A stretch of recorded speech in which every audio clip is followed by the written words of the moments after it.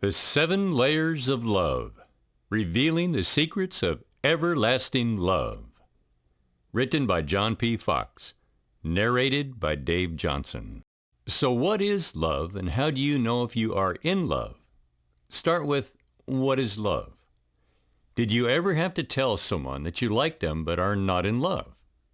Was it something like, you really like the person because that person is fun to be around, but they are not who I would be in love with? Well, that can help to define what love is, but it is still not a clear answer. The definition of the word love can have layers to it, and these layers are outlooks of what it means to love. For example, that person you really like but don't want to be in love with is actually someone you do love, but you just don't know it, or you wouldn't put it that way. Wouldn't you jump into the water and bring them a floating device because they fell in and cannot swim? Or wouldn't you visit them at the hospital with the card to get well? I mean, they are a friend, right?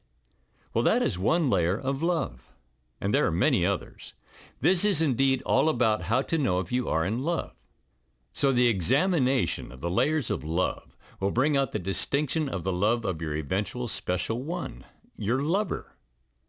To know if between you and that special one there exists true love takes time.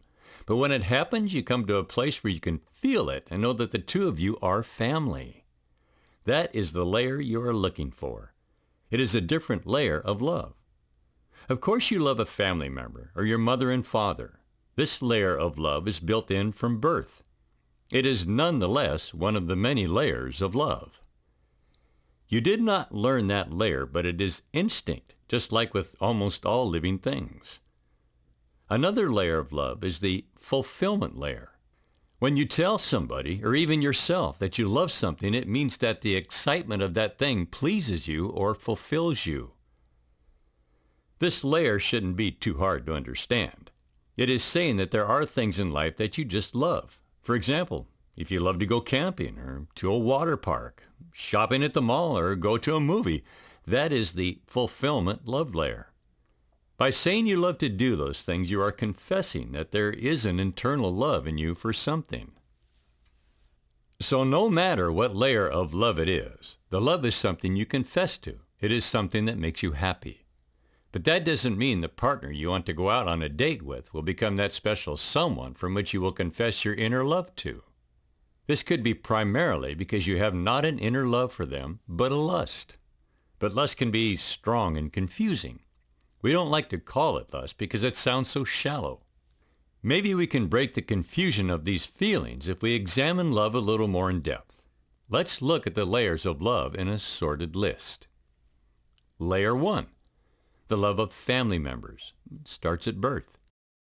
Layer 2, the love of a friend, friends and or best friend, BFF. Layer 3, the love of worldly things, brings fulfillment, animals and nature, the arts, food and drink, fulfilling the senses. This includes sex. Layer 4, the love of yourself, your self-approval and personal beliefs. Layer 5, the love of your country, a strong commitment and devotion to your country. Quote, I did it for the love of my country, end quote. Layer 6, the love of sport and game, also brings fulfillment of fitness and competitiveness and to achieve above average health, satisfaction and honor. Layer 7, the ultimate love, develops physically and mentally, resides from within. But layer 7, the ultimate love, which I believe is the ultimate layer, is the hardest one to confess to. It is the ultimate love that you yearn for, the one that makes it a marriage. When this layer is focused on, we find things that we don't find when examining the other layers. The biggest and most obvious thing we find is that this layer is under lock and key, so to speak. This internal and emotional feeling is protected by us very carefully because we don't want to expose it wrongfully for 2 main reasons. 1, we don't want to seem weak or silly, and 2, we don't want to love one way, meaning that love should be a 2-way street. The marriage love is a love that stands alone. When you discuss the 7 layers above, you see these types of love that everybody experiences, but the ultimate love, or the marriage love you could call it, is a type of love that is in a class of its own.